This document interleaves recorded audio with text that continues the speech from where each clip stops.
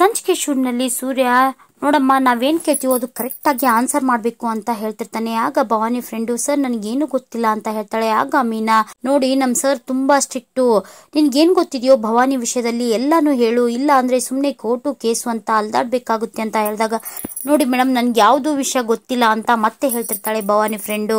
ಆಗ ಸೂರ್ಯ ನಿನ್ಗೆಲ್ಲಾ ವಿಷಯನೂ ಗೊತ್ತು ಅನ್ನೋದು ನಮ್ಗೆ ಗೊತ್ತಾಗಿ ನಾವು ನಿಮ್ಮನ್ನ ವಿಚಾರಿಸಕ್ ಬಂದಿದ್ದು. ಹೌದು ಭವಾನಿ ಒಂದ್ ಹುಡುಗನ್ನ ಲವ್ ಮಾಡ್ತಿದ್ಲ ಅಂತ ಕೇಳಿದಾಗ ಸರ್ ನನ್ಗದೆಲ್ಲ ಗೊತ್ತಿಲ್ಲ ಅಂತ ಹೇಳ್ತಾಳೆ. ನೀನು ನಿಜ ಹೇಳಿಲ್ಲ ಅಂದ್ರೆ ಈಗ ನಿನ್ನನ್ನೇ ಅರೆಸ್ಟ್ ಮಾಡ್ಬೇಕಾಗುತ್ತೆ ಅಂತ ಹೇಳಿದಾಗ ಸರ್ ಹೌದು ಸರ್ ಅವಳು ಒಂದಿನ ಬಂದು ಒಂದ್ ಹುಡುಗನ್ನ ಲವ್ ಮಾಡ್ತಿದೀನಿ ಅಂತ ನನ್ನ ಹತ್ರ ಹೇಳಿದ್ಲು. ಹಾಗಿದ್ರೆ ಆ ಹುಡುಗನ ಹೆಸರು ಏನು ಅಂತ ಸೂರ್ಯ ಕೇಳ್ತಾನೆ. ಮೋಹನ್ ಅಂತ ಹೇಳ್ತಾಳೆ. ಹೌದು ಅವ್ನ ಎಲ್ಲಿ ಕೆಲಸ ಮಾಡೋದು ಅಂತ ಕೇಳಿದಾಗ ಸರ್ ಅವರು ಒಂದು ಫಾರ್ಮಸಿ ಕಂಪ್ನಿಯಲ್ಲಿ ಮ್ಯಾನೇಜರ್ ಆಗಿ ಕೆಲಸ ಮಾಡ್ತಿದ್ದಾರೆ. ಇಲ್ಲೇ ಪಕ್ಕದಲ್ಲಿರೋ ಹಾಸ್ಪಿಟ್ಲಿಗೆ ಡಾಕ್ಟರ್ನ ಮೀಟ್ ಮಾಡೋಕಂತ ಬರ್ತಿದ್ರು.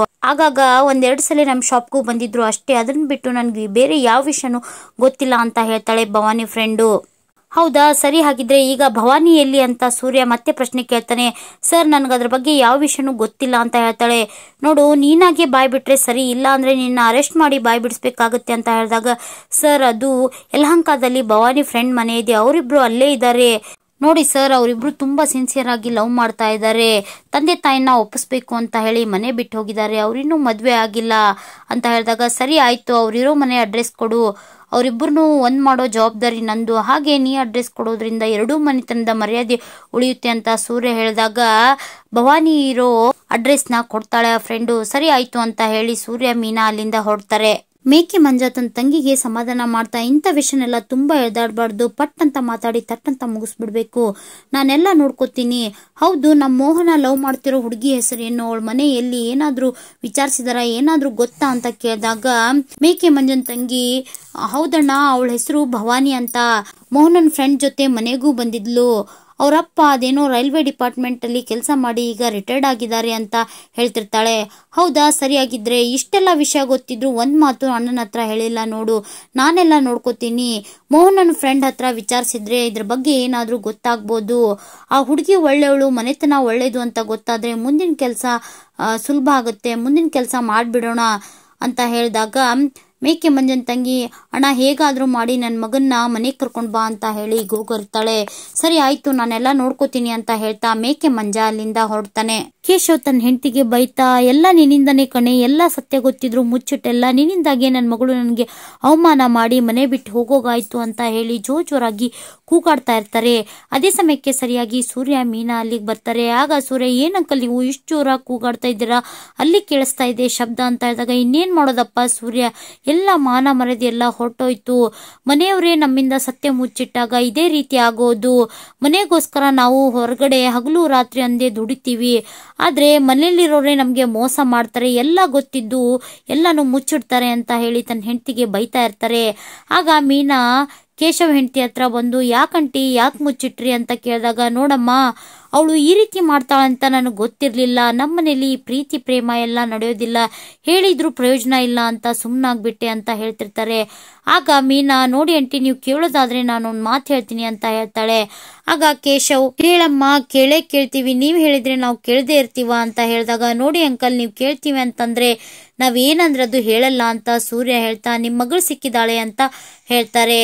ಆಗ ಕೇಶವ್ ಹೆಂಡತಿ ಎಲ್ಲಿದ್ದಾಳಂತೆ ಆ ಮನೆ ಹಾಳಿ, ಜುಟ್ಟು ಹಿಡ್ಕೊಂಡು ಎಳ್ಕೊಂಬರೋದು ತಾನೆ ಅಂತ ಹೇಳಿದಾಗ ಸೂರ್ಯ ಯಾಕಮ್ಮ ಜುಟ್ಟು ಹಿಡ್ಕೊಂಡು ಎಳ್ಕೊಂಬರೋಂತ ತಪ್ಪು ಅವಳೇನಮ್ಮ ಮಾಡಿದಾಳೆ, ಪ್ರೀತಿ ಮಾಡಿದಾಳೆ ನಿಜ, ಆದ್ರೆ ಅವ್ರು ಇನ್ನೂ ಮದ್ವೆ ಆಗಿಲ್ಲ, ನಿಮ್ಮನ್ನ ಒಪ್ಸಿ ಮದ್ವೆ ಆಗ್ಬೇಕು ಅಂತ ಹೇಳಿ ಯಲಹಂಕದಲ್ಲಿರೋ ತಮ್ಮ ಫ್ರೆಂಡ್ ಮನೇಲಿ ಇದ್ದಾರೆ, ಸ್ನೇಹಿತರ ಜೊತೆ ಇದ್ದಾರೆ, ಸ್ನೇಹಿತರಾಗೇ ಇದ್ದಾರೆ, ಯಾವ ತಪ್ಪು ನಡೆದಿಲ್ಲ ಅಂತ ಹೇಳಿದಾಗ ಭವಾನಿ ತಾಯಿ ಓದ್ಸೋದ್ ನಾವು ಬೆಳೆಸೋದ್ ನಾವು ಮದ್ವೆ ಮಾಡ್ಸೋಕು ನಮಗ್ ಗೊತ್ತಿರಲ್ವಾ ಅಂತ ಕೇಳಿದಾಗ ನಾನು ಅದೇ ರೀತಿ ಯೋಚನೆ ಮಾಡಿದ್ದೆಮ್ಮ, ಆದ್ರೆ ಈಗ ಅದನ್ನ ಯೋಚನೆ ಮಾಡ್ಕೊಂತ ಕುಂತ್ರೆ ನಡೆಯೋಲ್ಲ, ಅವರು ಪ್ರೀತಿಸಿದ್ದಾರೆ, ಅವ್ರನ್ನ ಒಂದ್ ಮಾಡ್ಬೇಕು ಅಷ್ಟೇ, ನೋಡಿ ನೀವು ಒಪ್ಪೋದಾದ್ರೆ ಅವ್ರಿಬ್ಬರನ್ನು ಮದ್ವೆ ಮಾಡ್ಸೋಣ ಒಪ್ಕೊಳ್ಳಿ ಅಂತ ಹೇಳಿದಾಗ ಮಗಳು ಚೆನ್ನಾಗಿರ್ತಾಳೆ ಅಂದ್ರೆ ನಾನು ಒಪ್ಕೋತೀನಿ ಅಂತ ಹೇಳ್ತಾರೆ. ಹಾಗೆ ಕೇಶವ್ ತನ್ನ ಹೆಂಡತಿನಿಗೂ ಅವಳ ನಿರ್ಧಾರನ ಕೇಳ್ತಾಳೆ. ಆಗ ಕೇಶವ್ ಹೆಂಡತಿನೂ ಒಪ್ಕೋತಾರೆ. ಆಗ ಸೂರ್ಯ ಮೀನಾಗೆ ತುಂಬಾ ಖುಷಿ ಆಗುತ್ತೆ. ಆಗ ಸೂರ್ಯ ನೋಡಿ ಅಂಕಲ್ ಅವಳನ್ನ ಮದುವೆ ಮಾಡಿ ಸುಮ್ಮನೆ ಇರೋ ಮಗ ಅಲ್ಲ, ಅವಳು ನನಗೂ ತಂಗಿ ತರ, ಅವಳು ಗಂಡನ ಮನೆಯಲ್ಲಿ ಹೇಗಿರ್ತಾಳೆ ಅಂತ ನಾನು ವಿಚಾರಿಸ್ತಾನೆ ಇರ್ತೀನಿ, ನೀವೇನು ಯೋಚನೆ ಮಾಡಬೇಡಿ ಅಂತ ಹೇಳಿದಾಗ ಸರಿ ಆಯ್ತಪ್ಪ, ಜಗತ್ತಿಗೆ ಬೆಳಕು ಕೊಡೋ ಸೂರ್ಯ ನಮ್ಮನೆಗೆ ಬೆಳಕಾಗ್ತಾನೆ ಅಂದ್ರೆ ನಾವು ಒಪ್ಕೊಳ್ದೇ ಇರ್ತೇವ ಅಂತ ಹೇಳಿದಾಗ ಖುಷಿಯಾದ ಸೂರ್ಯ ಮೀನಾ ಅಲ್ಲಿಂದ ಹೊರಡ್ತಾ ಇರ್ತಾರೆ. ಅದೇ ಸಮಯಕ್ಕೆ ಸರಿಯಾಗಿ ಕೇಶವ್ ಮನೆಗೆ ಮೇಕೆ ಮಂಜ ಹಾಗೂ ಮೋಹನ್ ಫ್ರೆಂಡು ಆಟೋದಲ್ಲಿ ಇಳಿದು ಬರ್ತಾರೆ. ಆಗ ಮೇಕೆ ಮಂಜನ್ಗೆ ಅಯ್ಯೋ ಮೊದಲೇ ಸರಿ ಬೀಗರ ಮನೆಗೆ ಬರ್ತಾ ಇದೀವಿ, ಏನು ಸಿಹಿ ತಂದಿಲ್ವಲ್ಲ ಅಂತ ಹೇಳಿ ಮೋಹನ್ ಫ್ರೆಂಡ್ ಹತ್ರ ಮಾತಾಡಿದಾಗ ಅಯ್ಯೋ ಮೊದಲೇ ಸರಿ ಬರ್ತಿದೀವಲ್ಲ, ಹಾಗೆ ಮಾತಾಡ್ಸ್ಕೊಂಡು ಹೋಗೋಣ ಬನ್ನಿ ಅಂತ ಹೇಳಿದಾಗ ಹಾಗೆಲ್ಲ ನಡೆಯಲ್ಲ, ಶುಭ ಕಾರ್ಯಕ್ಕೆ ಹೊರಡ್ಬೇಕಾದ್ರೆ ಸಿಹಿ ಇರ್ಲೇಬೇಕು, ಬಾ ತಗೊಂಡ್ ಬರೋಣ ಅಂತ ಹೇಳಿ ಮತ್ತೆ ಆಟೋ ಹತ್ತಿ ಅಲ್ಲಿಂದ ಹೊರಡ್ತಾರೆ. ಈ ಕಡೆ ಸೂರ್ಯ ಮೀನಾ ಕಾರಲ್ಲಿ ಅಲ್ಲಿಂದ ಹೊರಡ್ತಾರೆ. ಈ ಕಡೆ ಸೂರ್ಯ ಮೀನಾ ಹಣ್ಣು ಹೂವನ್ನೆಲ್ಲ ತಗೊಂಡು ಮೋಹನ್ ತಂದೆ ತಾಯಿ ಮನೆಗೆ ಮಾತಾಡೋಕಂತ ಬರ್ತಾರೆ.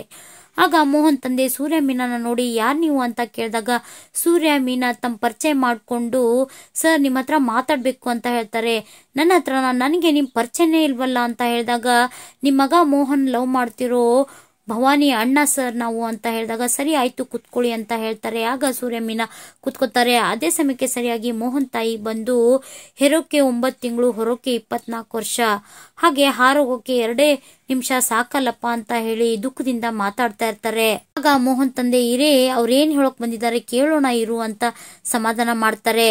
ಆಗ ಮೀನಾ ತಂದಿರೋ ಹಣ್ಣು ನೋವನ್ನೆಲ್ಲ ಒಂದ್ ತಟ್ಟೆಲಿ ಇಟ್ಟು ಜೋಡಿಸ್ತಾರೆ. ಇದೆಲ್ಲ ಏನು ಅಂತ ಮೋಹನ್ ತಂದೆ ಕೇಳಿದಾಗ ನಿಶ್ಚಿತಾರ್ಥದ ಐಟಮ್ಮು ಅಂತ ಹೇಳ್ತಾರೆ. ಆಗ ಶಾಕ್ ಆದ ಮೋಹನ್ ತಂದೆ ತಾಯಿ ಎದ್ ನಿಂತ್ಕೊಂಡು ಓಹೋಹೋ ಓಡೋಗಿ ಮದ್ವೆ ಆಗಿದ್ದಾರೆ, ನೀವು ಓಡೋಗಿ ಅವ್ರನ್ನ ಕರ್ಕೊಂಡ್ ಬಂದು ಮತ್ತೆ ಮದ್ವೆ ಮಾಡ್ಸಿ ಅಂತ ಹೇಳೋಕ್ ಬಂದಿದ್ದೀರಾ, ಎಷ್ಟಾದ್ರೂ ಹುಡುಗಿ ಅಣ್ಣ ಅಲ್ವಾ, ತಂಗಿನೇ ಬಿಟ್ಕೊಡಲ್ಲ, ಇನ್ನು ತಂದೆ ತಾಯಿನೆಲ್ಲಿ ಬಿಟ್ಕೊಡ್ತೀರಾ ಅಂತ ಹೇಳಿ ಸೂರ್ಯನ್ಗೆ ಬೈತಾ ಇರ್ತಾರೆ. ಸರ್ 1 ನಿಮಿಷ, ಅವ್ರು ನಮ್ ತಂದೆ ತಾಯಿ ಅಲ್ಲ, ತಂದೆ ತಾಯಿ ತರ, ಅವಳು ನನ್ನ ಸ್ವಂತ ತಂಗಿನೂ ಅಲ್ಲ, ಭವಾನಿ ತಂದೆ ಇದಾರಲ್ಲ ಅವ್ರ ಫ್ರೆಂಡ್ ರಂಗನಾಥ್ ಅಂತ, ಅವರು ನಮ್ಮಪ್ಪ. ನಾನು ಚಿಕ್ಕ ವಯಸ್ಸಿಂದನೂ ಕೇಶವ್ ಅಂಕಲ್ನ ನೋಡ್ಕೊಂಡು ಬೆಳೆದ್ ಬಂದಿದ್ದೀನಿ, ತುಂಬಾ ಒಳ್ಳೆ ಜನ. ಭವಾನಿನೂ ಅಷ್ಟೇ ತುಂಬಾ ಒಳ್ಳೆ ಹುಡುಗಿ. ನೀವು ಅವಳನ್ನ ಸೊಸೆ ಮಾಡ್ಕೊಂಡ್ರೆ ನೀವು ನಿಮ್ ಮಗನ್ನ ಎಷ್ಟು ಮುದ್ದಾಗಿ ಬೆಳೆಸಿ ಸಾಕಿದರೋ ಅವಳು ಅಷ್ಟೇ ಚೆನ್ನಾಗಿ ನೋಡ್ಕೋತಾಳೆ. ನಾವು ಅತಿಶಯೋಕ್ತಿ ಅಂತ ಹೇಳ್ತಾ ಇಲ್ಲ, ನೀವು ಒಂದ್ಸಾರಿ ಅವ್ರಿಬ್ಬರನ್ನು ಭೇಟಿಯಾಗಿ ಅವ್ರ ಮನೆತನ ಅವ್ರ ಬಗ್ಗೆ ವಿಚಾರಿಸ್ಕೊಂಡು ಬನ್ನಿ ಅಂತ ಹೇಳಿದಾಗ ಅದೇ ಸಮಯಕ್ಕೆ ಸರಿಯಾಗಿ ಮೇಕೆ ಮಂಜ ಜಗನ್ನಾಥನ್ಗೆ ಕಾಲ್ ಮಾಡಿ ಭಾವ ನಾನು ಇಲ್ಲಿ ಭವಾನಿ ತಂದೆ ತಾಯಿ ಮನೆಗೆ ಬಂದಿದ್ದೆ, ತುಂಬಾ ಒಳ್ಳೆ ಜನ, ನೀವೇ ಹುಡುಕಿದ್ರು ಇಂಥ ಸಂಬಂಧ ಸಿಗಲ್ಲ, ಈ ಮನೆ ಮಗುನ ಕಣ್ಮುಚ್ಚಿ ನಿಮ್ ಮನೆ ಸೊಸೆ ಮಾಡ್ಕೋಬಹುದು ಅಂತ ಹೇಳಿದಾಗ ಸರಿ ಆಯ್ತು ಭಾವ, ಇಲ್ಲಿ ಭವಾನಿ ಅಣ್ಣ ಅಂತ ಹೇಳ್ಕೊಂಡು ಯಾರೋ ಬಂದಿದ್ದಾರೆ, ಅವ್ರು ಹೇಳೋ ಮಾತನ್ನೆಲ್ಲ ಕೇಳಿದ್ರೆ ನಿಜ ಅಂತ ಅನ್ಸುತ್ತೆ, ನೀವು ಬನ್ನಿ, ಬಂದ್ಮೇಲೆ ಮುಂದಿನ ವಿಷಯನೆಲ್ಲ ಮಾತಾಡಿ ಮಾತುಕತೆ ಮುಗಿಸ್ಬಿಡೋಣ ಅಂತ ಹೇಳಿದಾಗ ಆ ಮಾತು ಕೇಳಿ ಸೂರ್ಯ ಮೀನಾಗೆ ತುಂಬಾ ಖುಷಿ ಆಗುತ್ತೆ. ಹಾಗೆ ತಾವು ತಂದಿರೋ ತಾಂಬೂಲನ ಮೋಹನ್ ತಂದೆ ತಾಯಿ ಕೊಟ್ಟು ಅವ್ರನ್ನೂ ಒಪ್ಸಿ ಸೂರ್ಯ ಮೀನಾ ಅಲ್ಲಿಂದ ಹೊರಡ್ತಾರೆ. ಸೂರ್ಯ ಮೀನಾ ಭವಾನಿನ ತಮ್ಮ ಕಾರಲ್ಲಿ ಕರ್ಕೊಂಡು ಮನೆಗ್ ಬರ್ತಾರೆ. ಕಾರಲ್ಲಿರೋ ಭವಾನಿ ಒಳಗಡೆ ಬರೋಕೆ ಹೆದರ್ತಾ ಇರ್ತಾಳೆ. ಆಗ ಮೀನಾ ಧೈರ್ಯ ತುಂಬಿ ನೋಡಮ್ಮ ಅವ್ರು ನಿಮ್ ತಂದೆ ತಾಯಿ, ಅವರು ನಿನ್ನನ್ನ ಏನೂ ಮಾಡಲ್ಲ, ನಾವಿದೀವಿ, ಭಯ ಪಡಬೇಡ ಬಾ ಅಂತ ಹೇಳಿ ಧೈರ್ಯ ತುಂಬಿ ಭವಾನಿನ ಮನೆ ಒಳಗಡೆ ಕರ್ಕೊಂಡ್ ಬರ್ತಾರೆ. ಈ ಕಡೆ ಮನೆಯಲ್ಲಿ ಕೇಶವ್ ಯೋಚನೆ ಮಾಡ್ತಾ ಕುಂತಿರ್ತಾರೆ. ಆಗ ಅಲ್ಲಿಗೆ ಸೂರ್ಯ ಮೀನಾ ಬರ್ತಾರೆ. ಮೀನಾ ಭವಾನಿ ಅಂತ ಕೂಗ್ತಾಳೆ. ಭವಾನಿ ಬ್ಯಾಗ್ ಹಿಡ್ಕೊಂಡು ಮನೆ ಒಳಗಡೆ ಬರ್ತಾಳೆ. ಭವಾನಿನ ನೋಡ್ತಾರೆ ತಂದೆ. ಅದೇ ಸಮಯಕ್ಕೆ ಒಳಗಡೆ ಇರೋ ಭವಾನಿ ತಾಯಿ ಬಂದು ಅಳ್ತಾ ಇರ್ತಾಳೆ. ಆಗ ಭವಾನಿ ಅಮ್ಮ ಅಂತ ಹೇಳಿ ಜೋರಾಗಿ ಕೂಗ್ತಾ ತನ್ನ ತಾಯಿ ಹತ್ರ ಹೋಗ್ತಾಳೆ. ಆಗ ಕೋಪದಲ್ಲಿರೋ ಭವಾನಿ ತಾಯಿ ಜೋರಾಗಿ ಭವಾನಿಗೆ ಹೊಡಿತಾ ಇರ್ತಾಳೆ. ಓಡ್ ಹೋಗುವಾಗ ನಮ್ ನೆನಪು ಬರ್ಲಿಲ್ವೇನೆ, ನೀನ್ ಈ ರೀತಿ ಮಾಡ್ತೀಯ ಅಂತ ಕನಸು ಮನ್ಸಲ್ಲೂ ಅನ್ಕೊಂಡಿರ್ಲಿಲ್ಲ, ನೀನ್ ಇಲ್ದೆ ನಮ್ ಪರಿಸ್ಥಿತಿ ಏನಾಗಿತ್ತು ಗೊತ್ತಾ ಅಂತ ಹೇಳಿ ಗೋಳಾಡ್ತಾ ಇರ್ತಾರೆ. ಆಗ ಮೀನಾ ಬಿಡ್ಸೋಕಂತ ಬರ್ತಾಳೆ. ಆಗ ಭವಾನಿ ತನ್ನ ತಾಯಿ ಕಾಲಿಗೆ ಬಿದ್ದು ಕ್ಷಮೆ ಕೇಳ್ಕೊತಾಳೆ. ಹಾಗೆ ತನ್ನ ತಂದೆ ಕಾಲಿಗೂ ಬೀಳ್ತಾಳೆ.